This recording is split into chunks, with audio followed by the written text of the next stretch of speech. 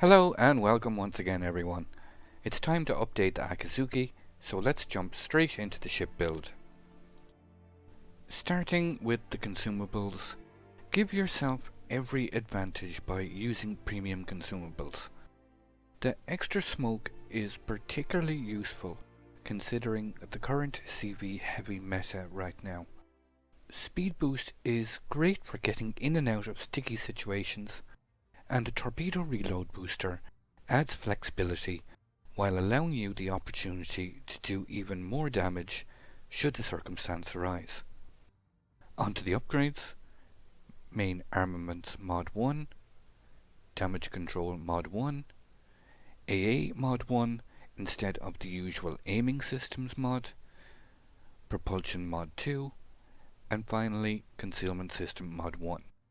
Moving to the captain skills, the training order is always reliant on your own playstyle and personal choice, but I highly recommend going with preventive maintenance, last stand, survivability expert, and then concealment expert for your first 10 points.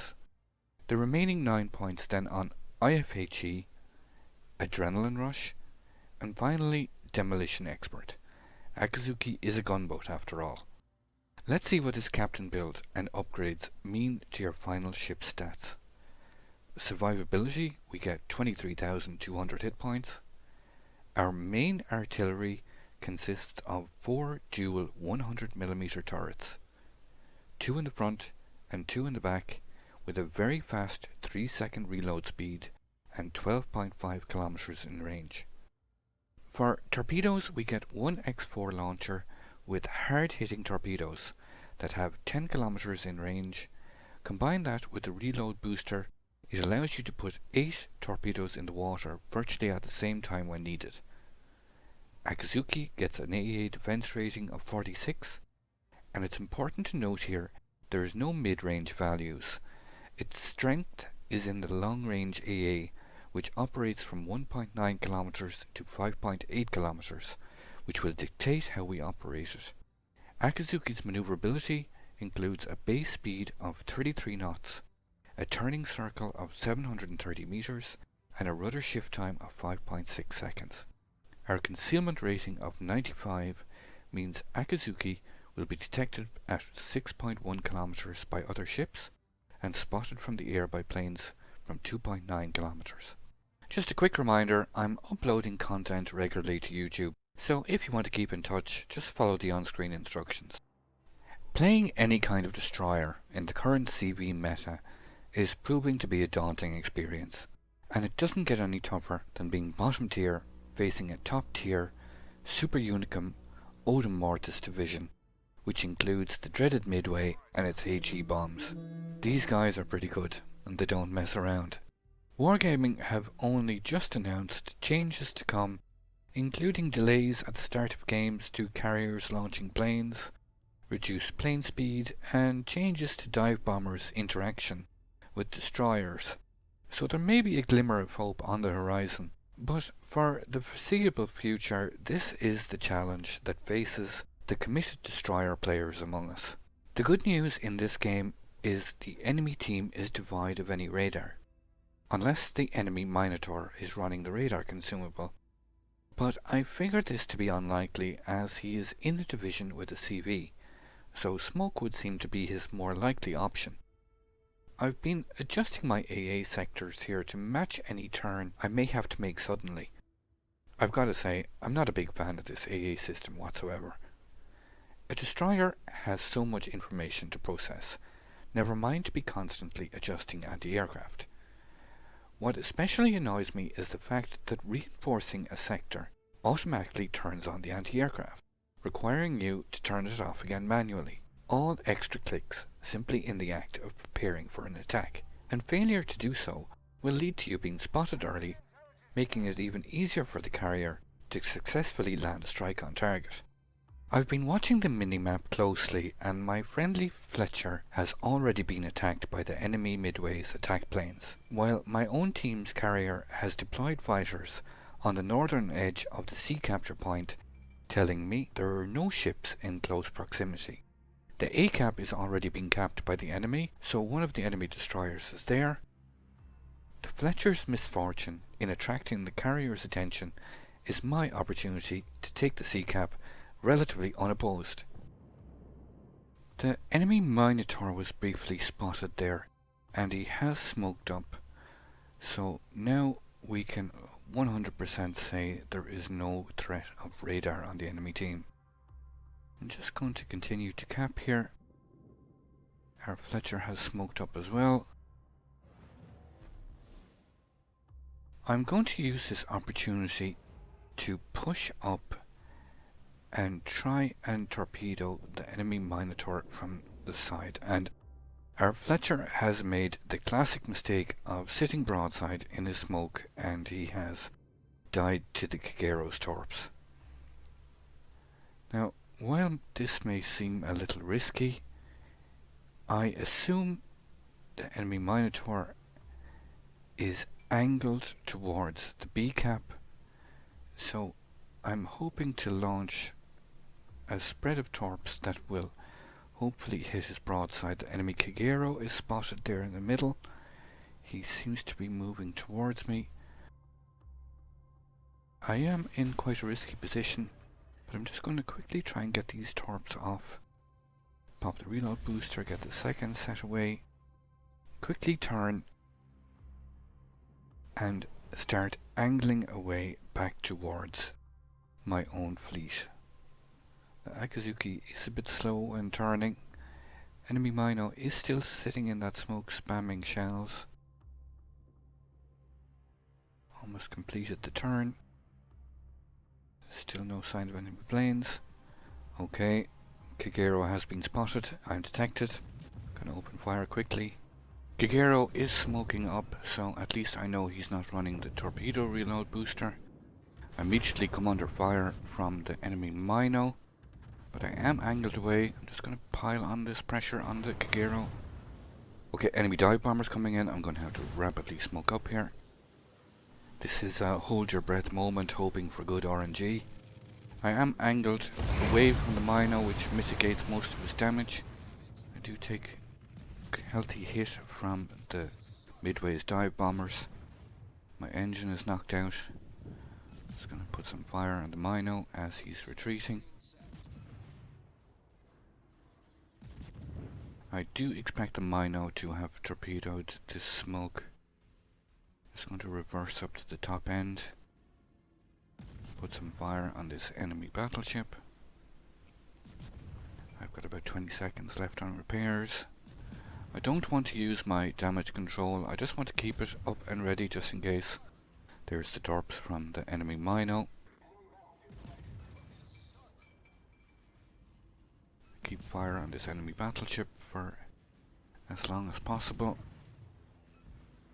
The line is burning, but any additional fire I can start will be helpful in forcing them away. My engine is already repaired. Okay, it's time to get mobile again.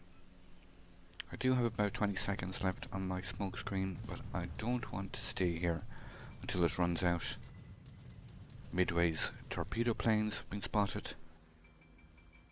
Just going to knock off my AA before I leave the smoke. He does seem to be moving south to attack our Richelieu, and this is another brief window of opportunity where I can push in to the B cap. He's definitely attacking our Richelieu. He's launched his first strike. And it's these windows of opportunity that you'll have to take advantage of. These moments where the enemy aircraft carrier is focused on eliminating another target. It's going to take me just under a minute to capture this point. He still has a strike left on the Richelieu. You can see on the minimap. He's got his last strike going in now. Barring any encounter now with the enemy Kagero, who is significantly damaged and I sense will be reluctant to push forward after our last encounter. 30 seconds left. I do expect fully the enemy Midway to be reacting to the fact that this point is being captured. Down to 15 seconds. Here come the enemy attack planes. Make sure that anti-aircraft is turned off. I am detected by the planes. Get moving. He's unable to launch his attack. We managed to get the capture point. Turn off the AA again. Immediately come under fire from the enemy Mino, who's in his smoke back up there. It does knock out my steering and disables one of my guns. I'm able to kite away. Fly the torps from the Kagero, who is still lurking there in the middle of the map. I'm just going to circle away and rejoin the defensive aura of my combined cruisers anti-aircraft fire here. Knock on the anti-aircraft, help defend my friendly Henri, who has been quite effective so far in helping me secure this capture point. Managed to get in and out of that point for the minimal loss of damage, which always helps. Enemy Zhao gets taken out by our Yamato, who is terribly overextended on our right flank. Now that was a moment of incredible good fortune. The Zhao in his final salvo. He may have been aiming at the Moskva, but the shell straddled both sides of my ship, so I'm very fortunate to get away without taking any damage there. We have established cap control, and now the ball is firmly in the enemy's court. Each side has taken 3 ships losses, and now it's a question of evaluating and assessing our next move. What will the enemy do to try and rectify this situation? Because as the game stands, we may be a few points behind, but we are in the process now of taking the A cap, and with all 3 capture points under our control, games can end very, very quickly indeed. So the onus is fully on the enemy to make a move. And that move would seem to be on the right flank. And our Yamato and our carrier are pushing into an extremely vulnerable position. And right on cue, our Yamato goes down. He was completely overextended on that right flank.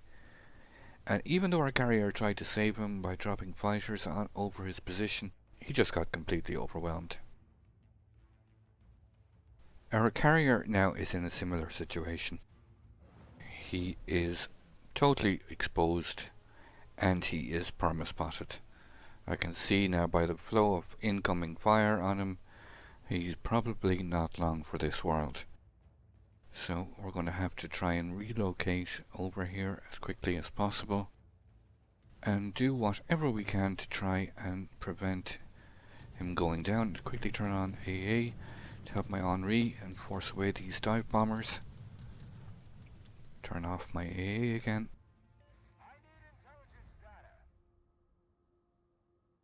Mino is sitting in his smoke. Something else is in the cap with him.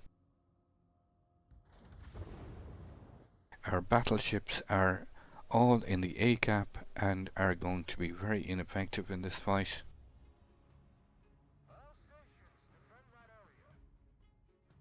The enemy is capping C. Our carrier has taken a lot of damage. Enemy Hindenburg is spotted. Enemy Minotaur is also in the cap. He is in his smoke screen up there. This is the sort of situation that the Akizuki feels quite strong when you have groups of enemies pushing into its position. I'm just trying to get the team to focus fire on the Hindenburg and drop some torps on that Minotaur smoke. I do expect the Hindenburg to angle into our cruisers, so I'm just going to drop them there in a position in front. If he does commit, which he does seem to be committing, yeah, he will go down here, so I'm just going to add my own fire, and the Moskva takes out the Hindenburg. The enemy Mino is spotted. He's drifted forward out of his smoke, which would seem to be a mistake on his part. He gets dropped by our carrier. Just going to push an additional fire while I can. The island blocks out my line of sight. And we managed to land one of our torpedoes and take out the enemy Mino. And that's pretty huge, that's as he was one of the better players and part of that OM division. So we've got the first kill of the game. We've got 57,000 damage. It might not seem spectacular, but we've had a major influence in creating cap control, and now the remainder of this fight is going to be fought in terms that give us the advantage. Have a number of battleships here in front of us, and the carrier was briefly spotted there. The enemy Midway is tucked in on the right hand side behind the island. There he's spotted again. I'm just going to try and get some torps off on this battleship and move into position and keep this Midway spotted for the moment. He is under fire from our cruisers behind me. I'm just going to push up a little bit as long as I can remain unspotted. The enemy Kagero has been killed by the Conqueror, so there is no threat of torpedoes from enemy destroyer anymore. Now, I had hoped with the presence of my friendly dive bombers that the Midway would have remained spotted. He is immediately coming in to drop my smoke. You do get a torp hit on the battleship. Switch to AP, put some extra pressure on him. Switch to the Midway. Seems to be reversing. I'm going to keep moving backwards and forwards in this smoke to keep this enemy Midway guessing. He is constantly dropping me in the smoke. He did manage to land a decent hit on me there. Whenever you get the opportunity to shoot at a carrier, always attempt to hit the side and avoid the deck armor, because your AP will just simply bounce onto the deck armor. A good aiming point is about halfway between the water line and the flight deck. Midway is sending in another wave of dive bombers. Open up quickly on the Amagi. Just going to stop shooting for the moment. Get some torps off on this Amagi. The carrier is constantly trying to drop me in the smoke, and by not firing there for a moment while he was overhead, it makes it harder for him to get a lock on my position. He's circling around. I'm going to quickly open fire. My smoke is virtually about run out. Time to get moving now quickly. Desperately try and finish off this Midway before he gets another strike on me. Okay, the Midway goes down. It's quickly time to angle away. Of course, I instantly get set on fire. I did manage to get a torp hit there. I cannot repair this fire until this first wave of planes have attacked. And I'm very fortunate there. The attack aircraft did manage to set me on fire, but I kept my damage control ready for use and was able to escape with just a meager 293 hit points. But we're very close to victory now. We've got 965 points. Just going to rotate around to get a firing line on these battleships once again. I am very close to their secondary ranges, so I'm just going to smoke up as soon as I get line of sight. Try and put down some additional damage before the end of the game.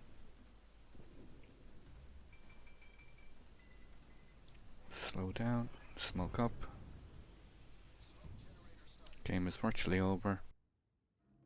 Might be able to get an additional kill before the end. It's not worth gunboating here in the open and gifting the enemy team easy points and prolonging the match. And as I speak, the enemy battleship goes down and the game ends. A very good game, showing how a destroyer, even in this CV heavy meta, can deal with a very good CV player. 122,000 damage, a mere 10 points shy of 3k XP. I'm going to focus on how to play destroyers in games dominated by double CVs in the next few videos. So I hope you come back and check them out. Make sure to subscribe and click the bell icon to get notifications when they are uploaded. I hope you all enjoy the video, and until the next time, keep sailing it like you stole it.